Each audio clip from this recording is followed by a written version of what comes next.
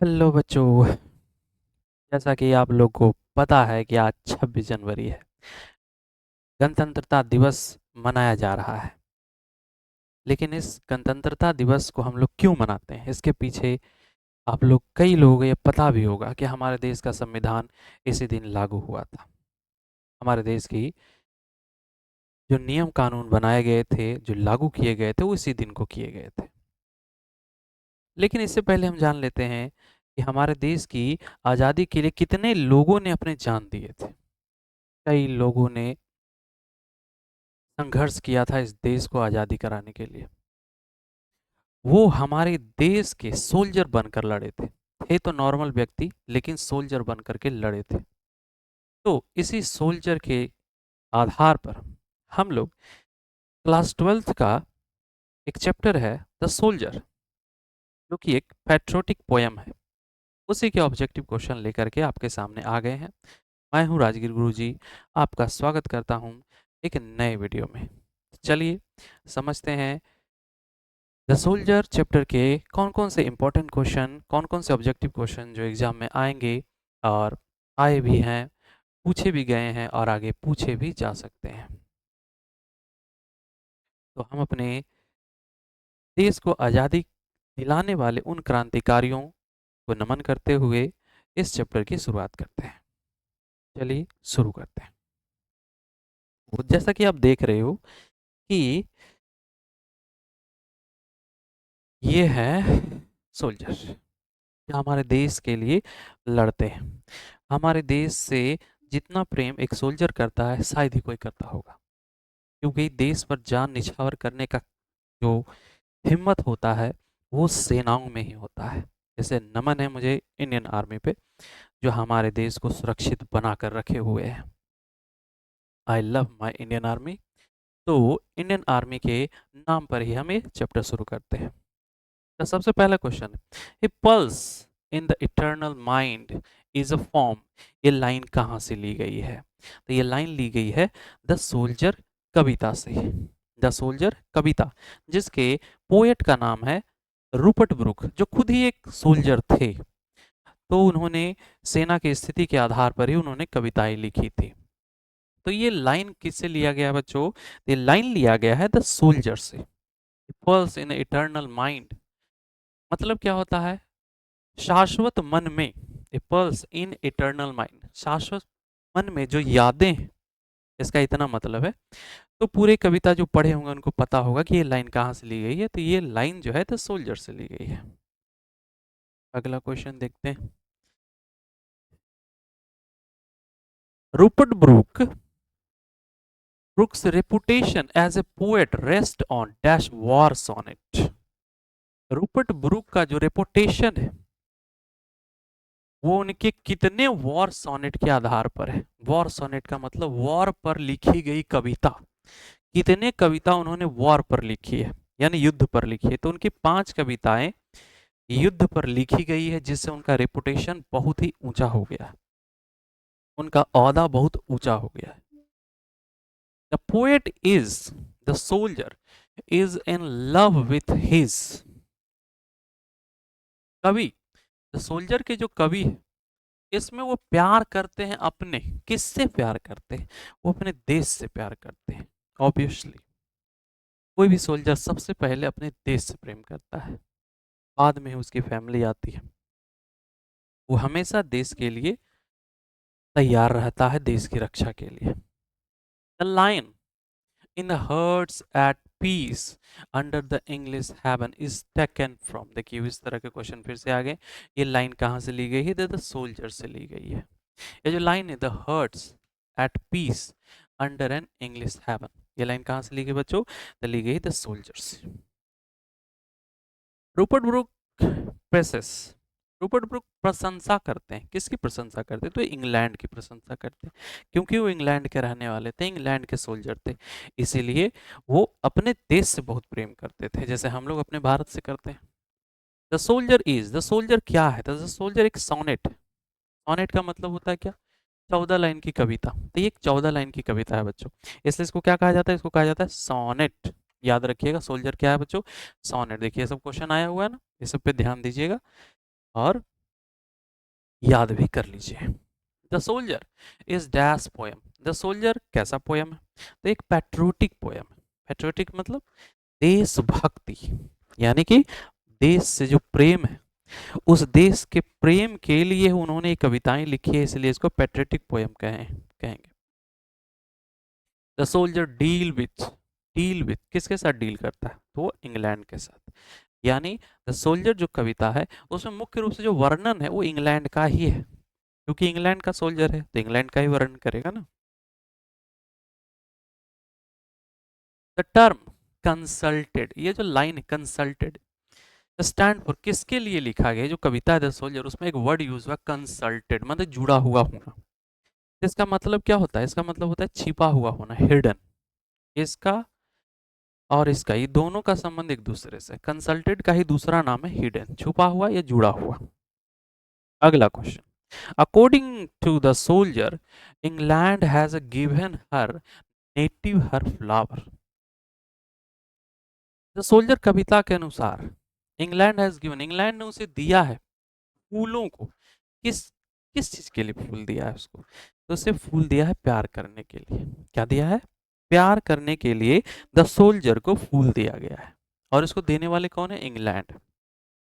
Who has compose the poem the soldier, किसने compose किया, रचा है?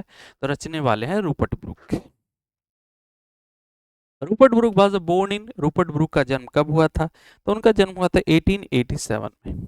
कब हुआ था बच्चों? 1887 में उनका जन्म हुआ था। रूपर्ट ब्रूक वाज डेड इन, कब उनकी मृत्यु हुई थी? उनकी मृत्यु हुई थी 1950 में। हाँ, जो चैप्टर पढ़े होंगे उनको याद होगा कि इनकी मृत्यु जो है सेप्टिसीमिया नामक बीमारी से हो गया था, एक कीड़े के काटने की वजह से हुआ था इनको। Rupert Brooke is remembered as, Rupert Brooke याद किए जाते हैं एक वॉर पोएट के रूप में। किसके रूप में बच्चों? तो वॉर पोएट के रूप में। वॉर पोएट का मतलब होता है युद्धक कवि, युद्ध वाले कवि। ये युद्ध पर वर्णन करते थे अपने कविताओं को। Brooke inspired patriotism in the phase of the first world war. उनके अंदर, ब्रूक के अंदर जो पैट्रियोटिज्म आया वो किस फेज में आया? फर्स्ट वर्ल्ड वॉर के किस फेज में आया? तो एयरली फेज में ही आ गया था। शुरुआत में ही उनके अंदर पैट्रियोटिज्म जाग गया था। Rupert Brooke has written the poem, Rupert Brooke ने कविता लिखी। कौन सी कविता लिखी? The soldier. The soldier is dash poem, the soldier क्या है? Dash poem. डैश पोएम का मतलब कौन सी कविता है? तो वॉर पोएम है। कौन सी कविता है? War poem. The images and presses of run through both the stanzas, यानी images and press यानी तस्वीरें और प्रशंसा, ये किसके लिए है? ये इंग्लैंड के लिए। किसके लिए बच्चों? इंग्लैंड के लिए। The place where the soldier would be buried should be treated as the part of dash after his death. तो कहाँ? जर्मनी।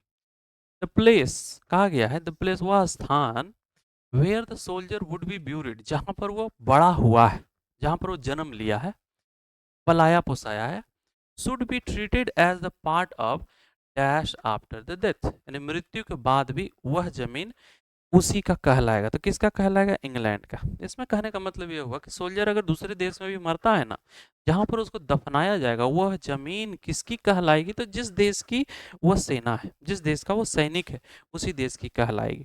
जैसे मान लीजिए एक सैनिक है, वो जर्मनी गया युद्ध में, जर्मनी में मारा गया, तो जर्मनी में उसे दफनाया जाएगा। तो इसका कहना है कि जितने जगह पर मुझे दफनाया जाएगा वह जमीन उस देश की कहलाएगी जिस देश का वो सोल्जर है। तो इसीलिए कहते हैं इसमें कि जहां भी मैं रहूंगा, जहां भी मुझे दफनाया जाएगा, वह जमीन हमेशा के लिए किसकी होगी? तो इंग्लैंड की होगी।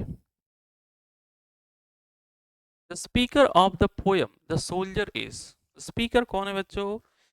द स्पीकर जो है वो एक सोल्जर है, वो एक सैनिक है।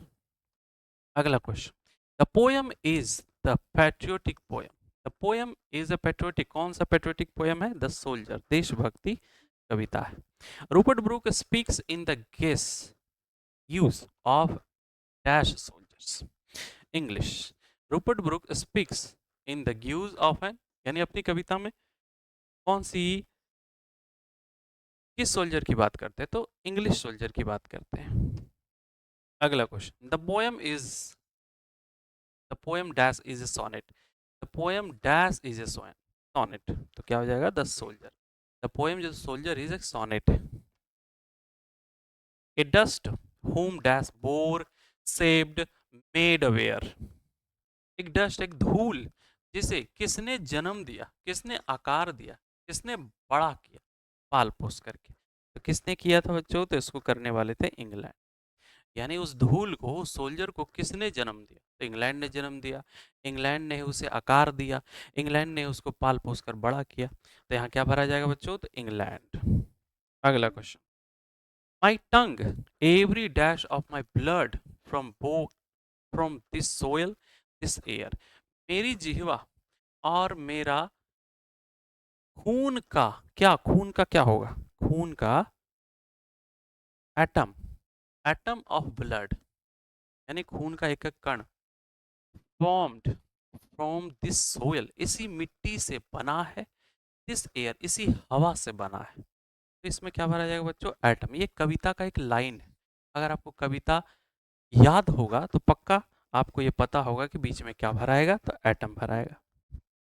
The poet in the soldier is depicting the miseries of war. The poet, the soldier है, ये डिपिक्ट करते हैं किसको? वॉर को, वॉर को दिखाते हैं। A sonnet is a poem of dash line. A sonnet एक कविता होती है जिसमें कितनी लाइन होती है बच्चों? तो उसमें होती है 14 लाइन होती है, 14 लाइन्स होते हैं। If I should die think only this of me is taken from. देखिए ये लाइन सबसे फर्स्ट लाइन, अगर याद होगा आपको तो जरूर आपको ध्यान में होगा कि ये सबसे पहली लाइन है। इफ आई शुड डाई, यदि मैं मर जाता हूं तो मेरे बारे में इतना ही सोचना। कौन से कविता का है? The soldier. अगला question, a pulse in the eternal mind, तो पहला ही लाइन है, जो पहला क्वेश्चन था, पहला लाइन है, पहला क्वेश्चन था। किसने लिखा है? इनको लिखने वाले हैं रूपर्ट ब्रुक। अगला question, her sights and sound dream happy as her day is taken from. Her sight, her दृश्य, उनके द्वारा देखा गया दृश्य, उनके द्वारा सुना गया ध्वनि, उनके द्वारा देखे गए अच्छे अच्छे सपने, ये लाइन कहाँ से लिया गया? ये लाइन लिया गया है द सोल्जर कविता से।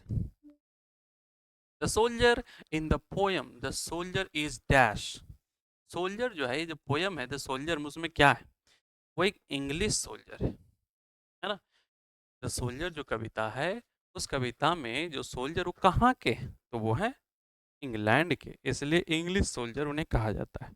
इस तरह से बच्चों इतने क्वेश्चन जो पूछे जा चुके हैं वो क्वेश्चन मैंने आपको क्लियर करवा दिया है।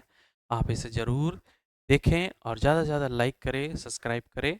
लाइक करना ना भूलें, सब्सक्राइब नहीं करना ना करें, लेकिन लाइक ज़रूर करें क्योंकि आपके लिए बहुत मेहनत की जा रही है ताकि आपके अच्छे नंबर आ सकें। इसी के साथ वीडियो समाप्त होता है। जय हिंद, जय भारत।